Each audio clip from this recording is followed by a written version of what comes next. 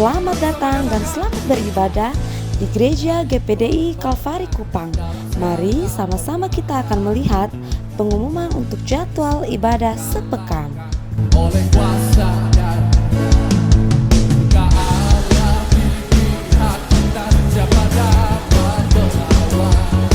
Kita lebih dari pemenang, dalam segala perkara. Oleh kuasa dan Allah di pihak kita, siapa dapat melawan? Kita lebih dari pemenang. Haleluya, haleluya.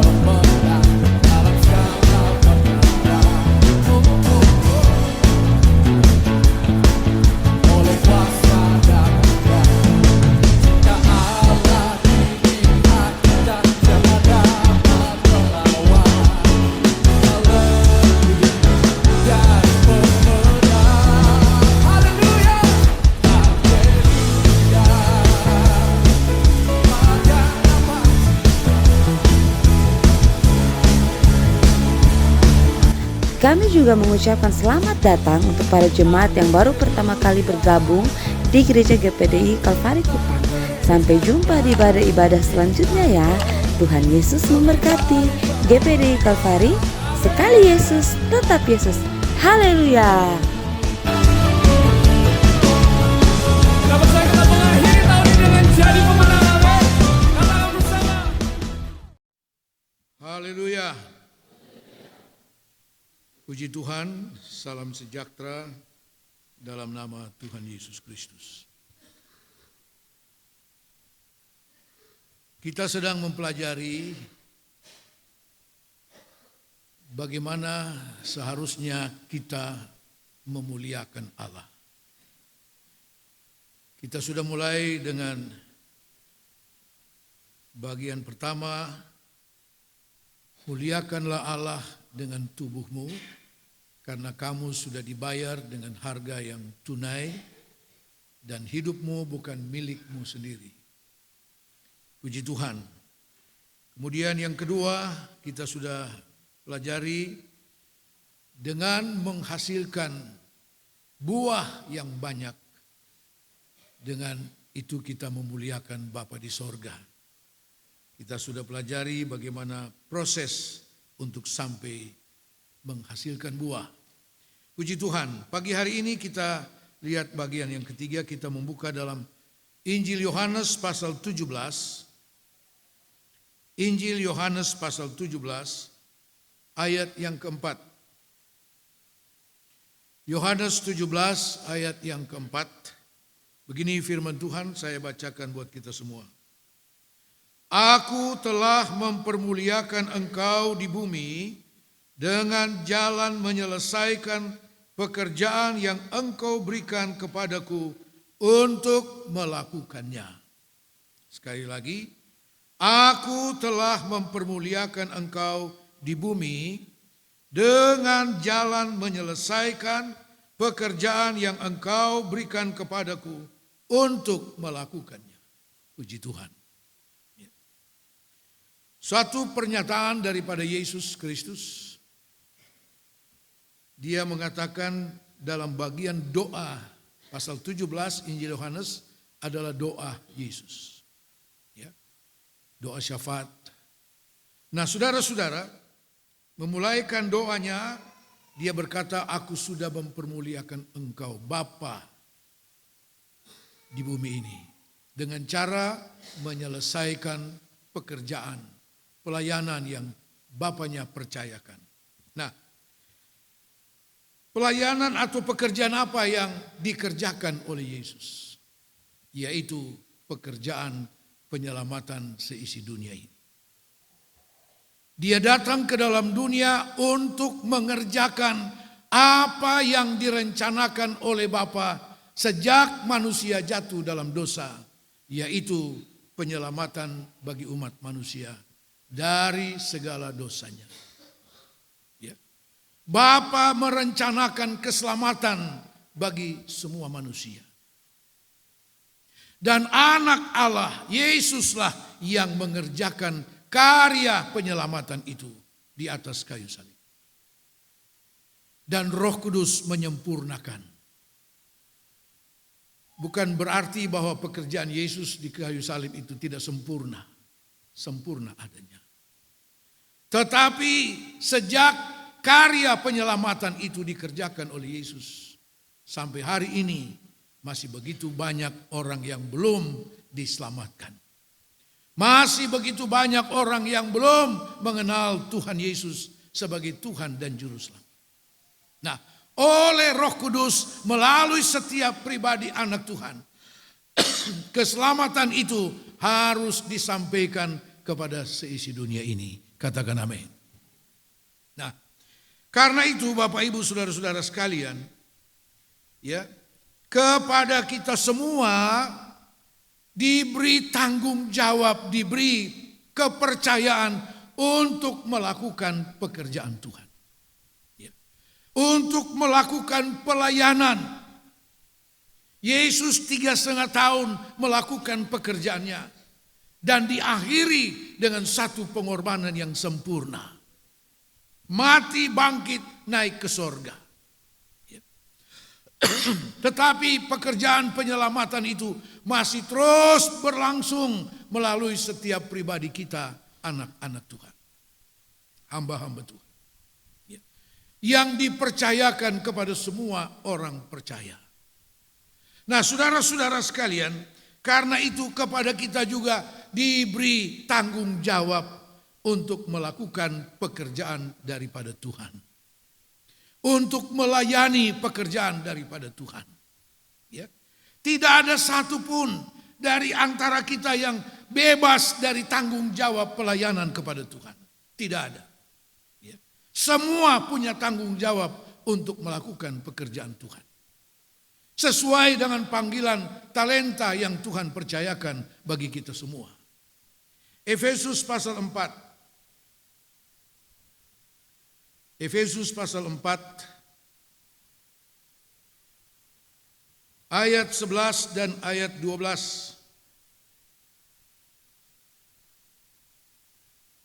Efesus 4 ayat 11 sampai 13. Dan ialah yang memberikan baik rasul-rasul maupun nabi-nabi, baik pemberita-pemberita Injil maupun gembala-gembala dan pengajar-pengajar, untuk memperlengkapi orang-orang kudus bagi pekerjaan pelayanan, bagi pembangunan tubuh Kristus, sampai kita semua telah mencapai kesatuan iman dan pengetahuan yang benar tentang anak Allah, kedewasaan penuh dan tingkat pertumbuhan yang sesuai dengan kepenuhan Kristus. Jelas di sini, saudara, ketika Yesus naik ke sorga, Alkitab katakan dia lalu menetapkan suatu lembaga pelayanan bagi gereja Tuhan, yaitu pelayanan 5 jawatan. Untuk apa? Untuk memperlengkapi semua orang kudus, semua anak-anak Tuhan. Diperlengkapi untuk tugas pelayanan, yaitu membangun tubuh Kristus. Sampai mencapai kesempurnaan. Jadi jelas bagi kita, kita semua diberi tanggung jawab pelayanan pekerjaan Tuhan. Sesuai dengan talenta, sesuai dengan panggilan yang Tuhan berikan kepada masing-masing kita. Karena itu kita akan terus diperlengkapi oleh hamba-hamba Tuhan, oleh pelayanan 5 jawatan. Diperlengkapi dengan apa? Dengan kebenaran, pengetahuan akan firman Allah. Diperlengkapi dengan kuat kuasa dari tempat yang maha tinggi, yaitu Roh Kudus. Katakan amin. Kita terus diperlengkapi. Untuk apa kita datang beribadah? Kita bersekutu. Saudara, supaya kita terus diperlengkapi. Untuk tugas, untuk tanggung jawab pelayanan. Pelayanan apa? Membangun tubuh Kristus. Sementara iblis pun berusaha memakai orang-orang di dalam kita juga untuk menghancurkan tubuh Kristus. Dengan berbagai cara. Nah, mari saudara-saudara sekalian, untuk melakukan tanggung jawab dan menyelesaikan pekerjaan yang Tuhan percayakan bagi kita masing-masing, apapun tanggung jawab itu. Saudara, kita harus belajar dan meneladani Yesus Kristus. bagaimana cara Yesus menyelesaikan pekerjaan yang Tuhan Bapa di sorga percayakan kepadanya. Sebab dengan menyelesaikan pekerjaan pelayanan itu, Yesus katakan, aku sudah mempermuliakan Bapa di muka bumi ini. Haleluya. Ini salah satu cara untuk mempermuliakan Bapa adalah dengan melakukan dan menyelesaikan pekerjaan pelayanan yang Tuhan percayakan bagi kita semua. Nah, Yesus menjadi contoh bagi kita. Bagaimana seharusnya kita melakukan pekerjaan itu, pelayanan itu. Yang pertama, pagi ini kita akan lihat hal yang pertama, contoh teladan daripada Yesus, yaitu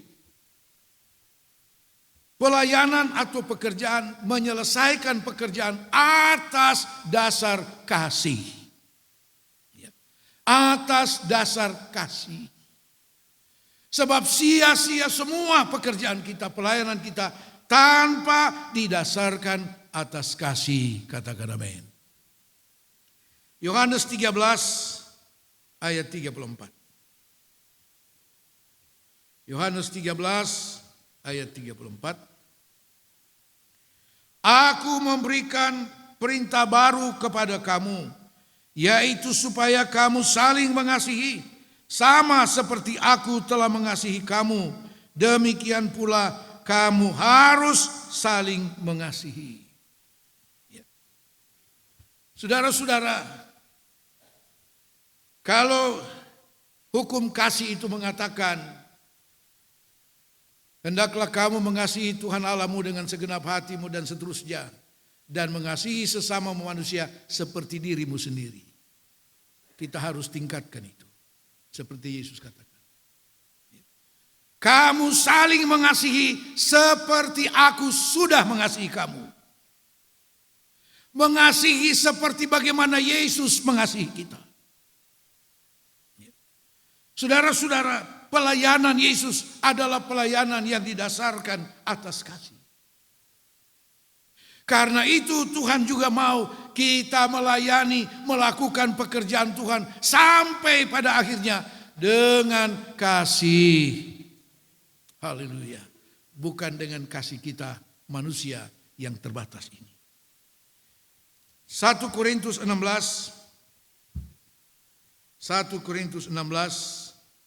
ayat 14.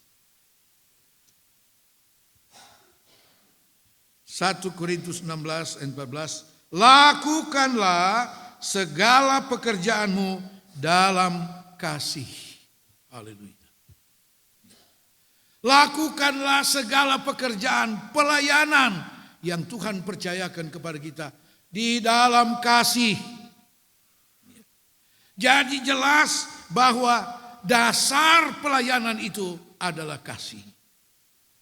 Saudara boleh menyelesaikan pelayananmu, tapi kalau tidak didasarkan bukan di dalam kasih, hasilnya sia-sia. Hasilnya sia-sia. Saudara, ada satu teguran Yesus kepada jemaat Efesus. Dalam Wahyu pasal 2 ayat 4.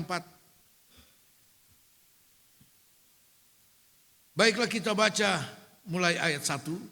Supaya kita tahu bagaimana kondisi rohani daripada jemaat Efesus pada waktu itu. Tuliskan kepada malaikat jemaat Efesus, inilah firman dari Dia yang memegang ketujuh bintang itu di tangan kanannya dan berjalan di antara ketujuh kaki dian emas itu. Aku tahu segala pekerjaanmu, baik jeripayamu maupun ketekunanmu.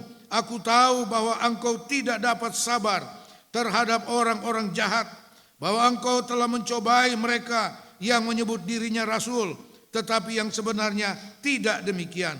Bahwa engkau telah mendapati mereka pendusta, dan engkau tetap sabar dan menderita oleh karena namaku, dan engkau tidak mengenal lelah. Ayat 4. Namun demikian aku mencela engkau, karena engkau telah meninggalkan kasihmu yang semula. Dan seterusnya. Ada satu daftar yang kita baca tentang aktivitas pelayanan daripada jemaat Efesus. Oh, mereka begitu aktif, saudara. dalam hal beribadah, dalam hal menjaga pengajaran-pengajaran yang murni. Ya. Bahkan yang mendatangi mereka dengan memakai label rasul. Bukan cuma penginjil, rasul. Ya. Memperkenalkan diri rasul. Tapi mereka uji dan mereka dapati, oh penyesat adanya. Begitu hebatnya kehidupan rohani daripada jemaat Efesus ini. Tidak heran kalau mereka punya pengetahuan yang dalam tentang firman Tuhan. Mereka sempat digembalakan oleh Rasul Paulus kurang lebih 3 tahun. Dan kesaksian Paulus dalam kitab Kisah Rasul ketika dia akan berpisah daripada jemaat Efesus. Dia katakan, aku sudah mengajar kamu siang malam dengan air mata. Semua yang Tuhan berikan sudah aku teruskan kepadamu. Luar biasa, saudara. Nah, saudara-saudara sekalian, tetapi seiring jalannya waktu, ternyata kasih daripada jemaat Efesus ini sudah semakin surut dan hilang adanya. Tidak bertahan. Padahal dalam surat Efesus pasal 1, salah satu kebanggaan daripada Rasul Paulus kepada jemaat Efesus adalah tentang kasih mereka. Efesus pasal 1 ayat 15 dan 16. Karena itu setelah aku mendengar tentang imanmu dalam Tuhan Yesus dan tentang kasihmu terhadap semua orang kudus, aku pun tidak berhenti mengucap syukur karena kamu, dan aku selalu mengingat kamu dalam doaku. Jadi pada mulanya jemaat Efesus ini jemaat yang penuh dengan kasih Tuhan. Melakukan pelayanan pekerjaan Tuhan dengan kasih. Dan ini dipuji oleh Rasul Paulus. Ketika aku mendengar imanmu dan kasihmu, aku bersyukur dan selalu mengingat kamu dalam doaku. Luar biasa, saudara.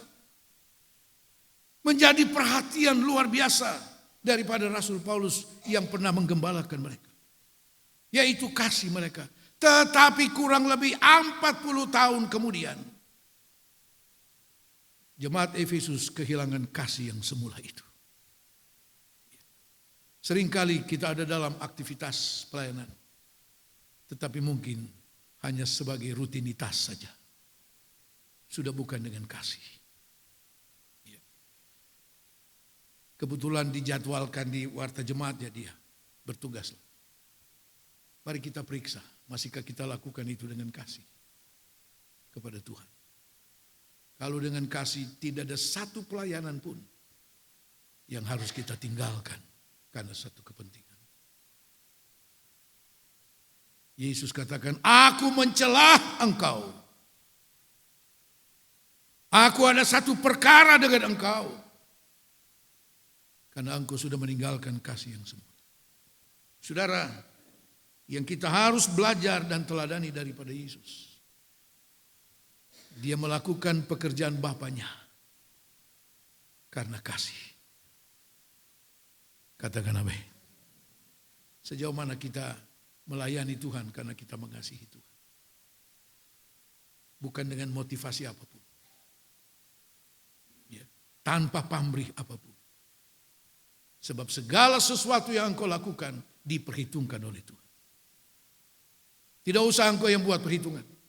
Engkau bisa keliru. Tuhan yang buat perhitungan. Katakan amin. Haleluya. Kemudian kita melihat Yohanes pasal 15 ayat 13.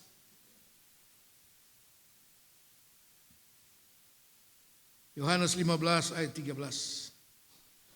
Tidak ada kasih yang lebih besar daripada kasih seorang yang memberikan nyawanya untuk sahabat-sahabatnya. Kita belum sampai diminta nyawa kita karena pelayanan itu. Belum. Tapi Yesus katakan dia memberi nyawanya karena mengasihi sahabat-sahabat. Mengasihi semua orang. Dan Yesus katakan tidak ada kasih seperti itu. Orang mau memberi nyawanya ya, untuk sahabat-sahabat. Haleluya. Saudara-saudara yang dikasihi Tuhan. Dan ini yang harus menjadi dasar pelayanan kita kepada Tuhan. Sebab hanya dengan cara itu kita mempermuliakan Bapa di sorga. Katakan amin. Berikut Yohanes pasal 21 ayat 15 sampai 17.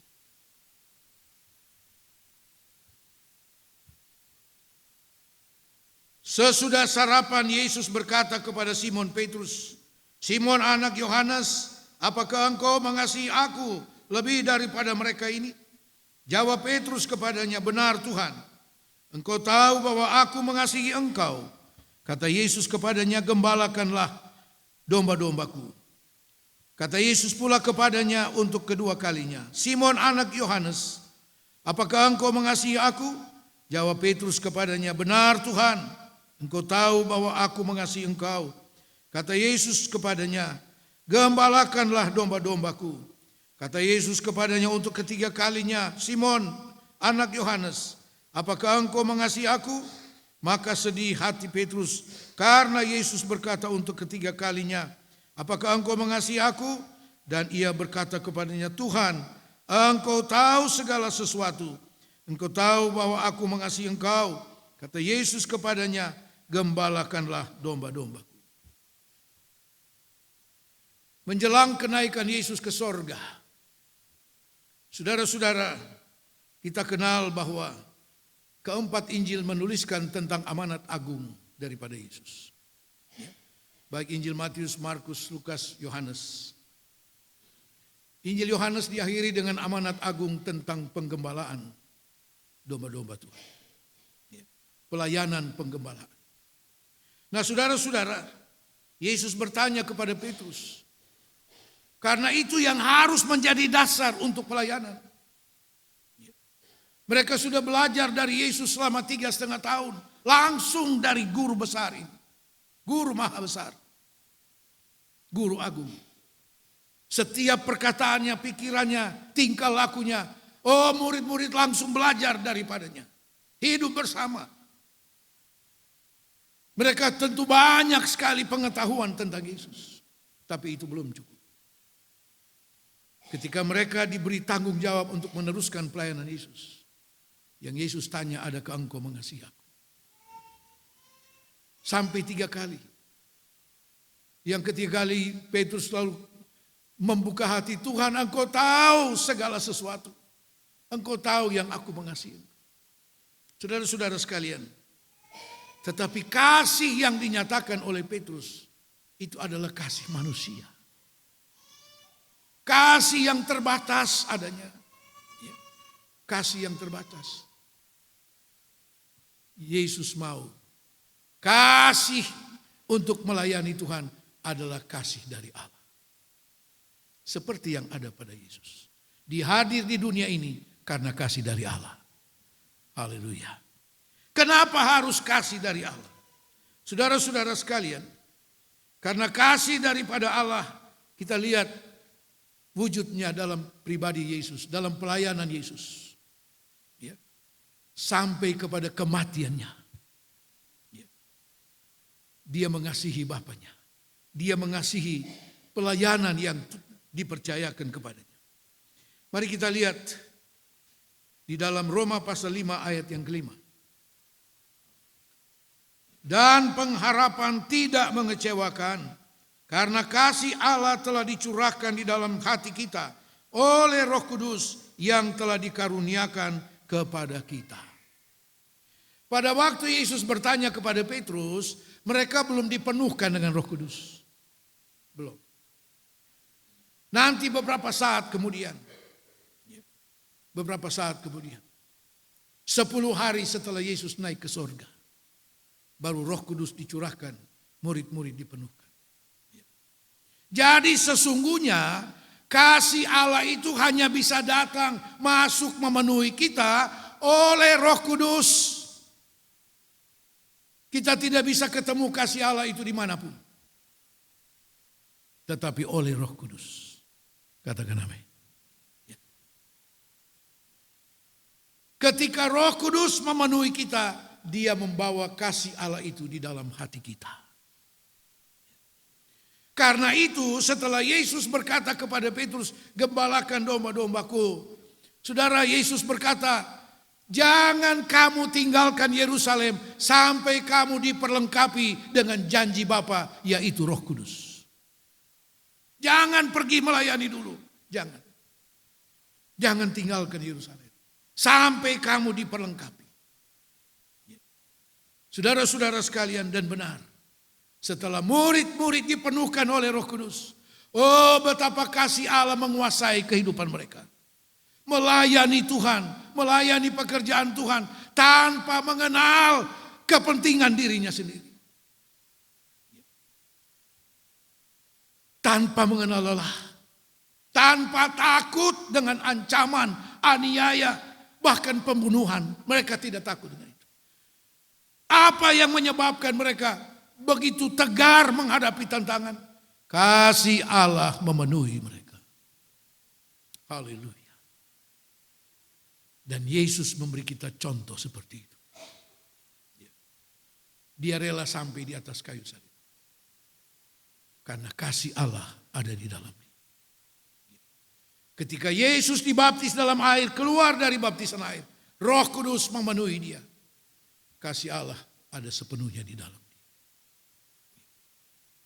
Dan kita lihat pelayanan Yesus yang relatif singkat, 3,5 tahun di muka bumi. Tetapi suatu pelayanan yang sempurna adanya. Pelayanan yang sempurna. Dengan segala bentuk pengorbanan. Dengan harus mengesampingkan kepentingan-kepentingan jasmanianya. Mengesampingkan segala bentuk fasilitas, ya, dan sebagainya. Dia menerima apa adanya untuk melakukan pelayanan. Saya mau katakan, saudara, pelayanan tidak bergantung dari fasilitas. Tidak. Kalau sungguh-sungguh kasih Allah ada di dalam kita. Kalau kasih Allah di dalam kita. Dan karena itu, atas dasar kasih Allah inilah, Yesus katakan, aku sudah mempermuliakan Bapa di bumi ini. Dengan menyelesaikan pekerjaan yang engkau percayakan, engkau berikan kepada. Saudara-saudara yang dikasihi Tuhan, mari kita belajar melakukan pelayanan pekerjaan Tuhan atas dasar kasih dan menyelesaikannya. Kita akan melihat nanti ke depan apa yang harus kita pelajari daripada Yesus. Hal yang pertama ini baru dasar dari kasih. Dasar dari pelayanan itu adalah kasih. Mari kita periksa kembali.